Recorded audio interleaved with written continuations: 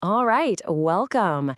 Today we are digging into something truly fascinating, a book by Michael Perlin called The Secret Teachings of the Bible.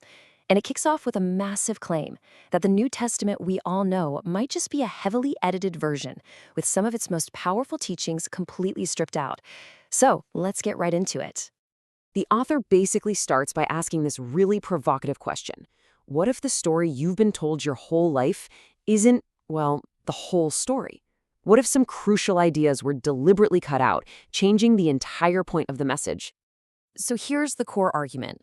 The book claims that early church leaders, especially around the time of the Council of Nicaea, basically went through and handpicked the Gospels. And, allegedly, any texts that focused on finding spiritual power within yourself were tossed aside. Why? To favor a version that created a more top-down religion based on sin, obedience, and waiting for salvation from an outside source. To piece this hidden message back together, the author pulls from a ton of texts that didn't make the final cut, texts like the Gospel of Thomas and the Gospel of Mary. Now, these are often dismissed as heresy, but the book presents them as, these essential lost puzzle pieces that give us a much bigger, more personal spiritual picture.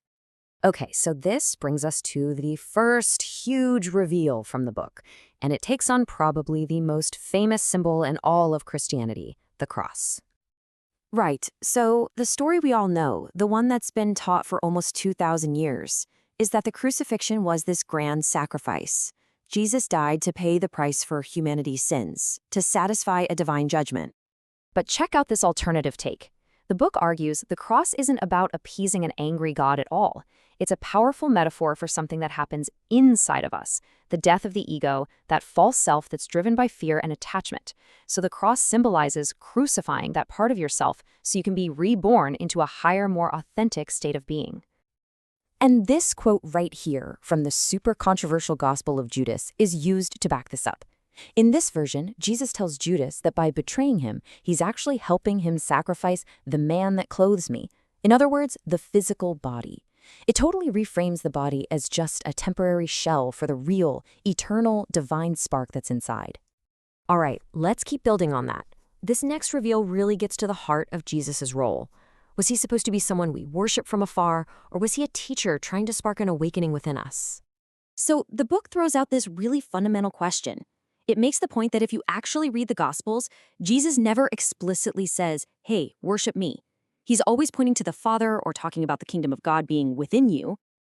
And this is where the author claims the big switch happened. Jesus went from being a spiritual guide, someone showing us the path, to being an idol to be worshipped. The original goal in this view wasn't about believing in Jesus, it was about becoming like him by waking up to that same divine spark inside ourselves. And to really get this, you have to understand this key idea from the book, Christ consciousness. This isn't about Jesus the person. It's about Christ as a universal state of divine awareness that anyone can access. Jesus, in this view, was simply the person who fully embodied it, who showed what was possible for all of us. This line from the Gospel of Thomas just nails that idea, doesn't it? It's not about distant worship. It's about direct transmission, about so deeply internalizing the teachings that you and the teacher become one. The goal is to become what he is.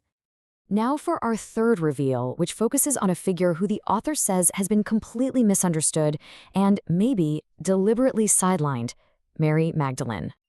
So the popular image we have of Mary Magdalene is the repentant prostitute, right? But the book argues that this idea isn't really in the Bible. Instead, you look at texts like the Gospel of Mary, and you get a totally different person.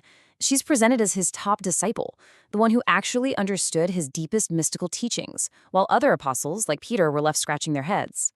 And get this quote from another one of these texts, the Pistis Sophia. Jesus literally tells her that her heart is more aligned with the kingdom of heaven than any of the male disciples. The author's point is that her role was intentionally downplayed by a patriarchal early church that wanted to stamp out female spiritual authority. So where is all this going? Let's pull all these threads together now because it all points to one ultimate revelation, the central truth that connects every one of these secret teachings. At the end of the day, it doesn't matter if we're talking about the cross or Jesus' role or Mary Magdalene. The book claims it all leads back to this one single idea. The true spiritual journey isn't about looking for a savior outside of yourself. It's about an inward journey to realize the divine that's already living inside of you. And what's really wild is that the author finds evidence for this right inside the regular old Bible. In the Gospel of John, when Jesus is accused of blasphemy for calling himself God, he turns around and quotes their own scripture back at them, saying, "Doesn't it say in your law, ye are gods?" He was essentially telling them, this divine potential isn't just in me, it's in all of you. And when you look at it this way, it totally flips other big concepts on their head. Take the second coming. In this view, it's not about one man physically returning from the clouds. It's a metaphor for a massive global shift in consciousness, the moment when humanity as a whole wakes up to its own divinity. And that really leaves us with this one final powerful thought that kind of sums up the entire book. What if the search for God, for heaven, for salvation, what if it's always been pointed in the wrong direction? Not outward, towards the sky, but inward, into the depths of our own being. That's the challenge at the heart of this whole thing.